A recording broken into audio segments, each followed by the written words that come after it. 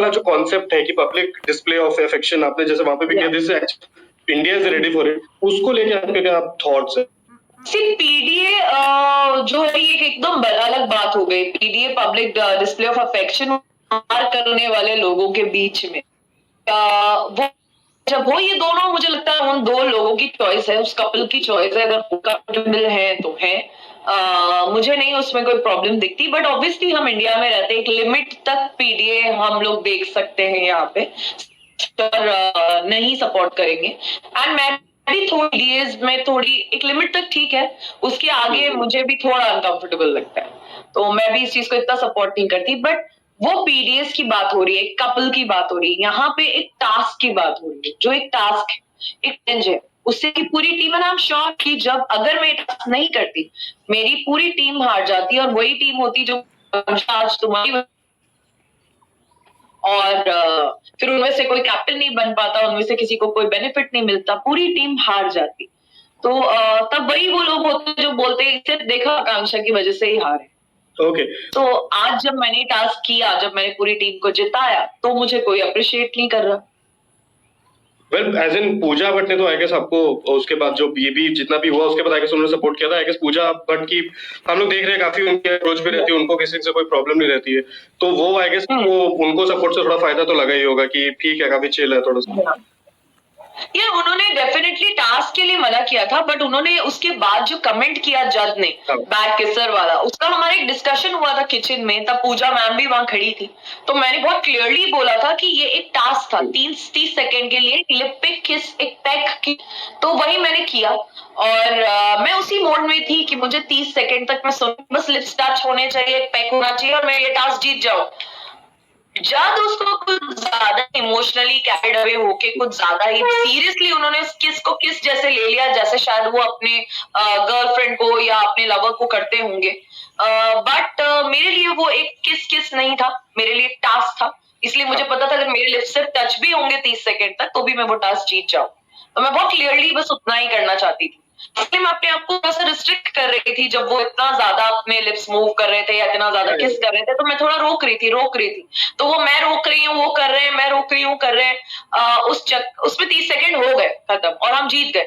पर इस चक्कर में उन्हें लगा कि वो रिस्पॉन्स नहीं मिला मेरे तरफ से जब मैं किस कर रही थी, जो वो चाह रहे थे। बट वो क्यों चाह रहे थे मुझे नहीं पता, क्योंकि टास्क जीतने के लिए वो जरूरी नहीं था। वो मेरे बॉयफ्रेंड नहीं है जिन्हें मैं कोई पर्सनल टाइम में घर पे या कहीं और किस कर रही हूँ, मैं एक टास्क के लिए कर रही थी, तो मैं इतनी किस करूं ही क्यों, उतने में ही मैं टास्क जीत सकती हूँ, वो रिक्वायर्ड नहीं था, तो मैंने नहीं किया। उसकी वजह से उन्होंने मुझे बैड किसर ये वो ये सब टैग जो दिए।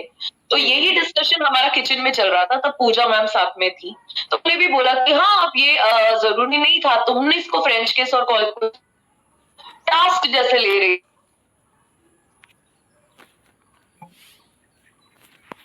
बोला कि ये सही नहीं है। तो आई अप्रिशिएट जो पूजा मैम ने मुझे सपोर्ट किया और इस बात को समझी, एज एन आर्टिस्ट भी समझी, और इस बात की सीरियसनेस भी समझी कि ये चीज जरूरी नहीं थी। बट जब उस चीज को बहुत सीरियसली ले लिया उन्होंने, उस मोमेंट को, जब आप मोमेंट मिला है 30 सेकेंड का, तो ऑल आउट जाओ, फील करो, एंड एनीवेज मुझे तो तुम्हें हमेशा से किस करना था, ये वो, तो वो पता नहीं क्यों उस ट्रैक पे चलेगा, और इसीलिए उन्होंने ऐसे ऐसे कमेंट कर दिए जो मुझे समझ नहीं, जो मेरे लिए तो बिल्कुल भी रिक्वायर्ड। इस बात से एक चीज तो क्लियर हो रही है, ऑफ कोर्स स्क्रिप्टेड नहीं होता है, जैसा आपने बोला कि जो डेट टास्क रहते हैं स्क्रिप्टेड नहीं रहते, और आपका भी अनकंफर्टेबल जो आप हो रहे थे हम लोग को समझ आ रहा था, कैमरा पे हम लोग देख पा रहे थे। बट लेकिन अभी भी ऑडियंस में एक डाउट है, जो कि कुछ लोग अभी बोल रहे हैं, ट्विटर पे भी बोल रहे हैं, इंस्टा पे भी बोल रहे हैं। थिंग इज आपने जो मेन नाइट थी जब हम लोग का बिग बॉस स्टार्ट हुआ, तब आपने ऐसा बोला था कि मैं अगर किसी डेट पे जाती हूँ तो इन टाइम और आउट टाइम देख लेती हूँ। तो ऐसा भी तो हो सकता है कि आप, क्योंकि आप इतने ज्यादा स्ट्रिक्ट हो डेट्स को लेके भी कि आपका अगला दिन क्या होगा आपको पहले से प्लान करना है, तो ये तो बिग बॉस के साथ भी हो सकता है आपको ऑलरेडी पता हो कि आपको अब निकलना है, मतलब पता ही नहीं। ये कुछ नया सुना आज मैंने, नहीं, बट फ्रैंकली ये तो हाँ, मैं बहुत पर्टिकुलर हूँ अपने टाइम को लेके।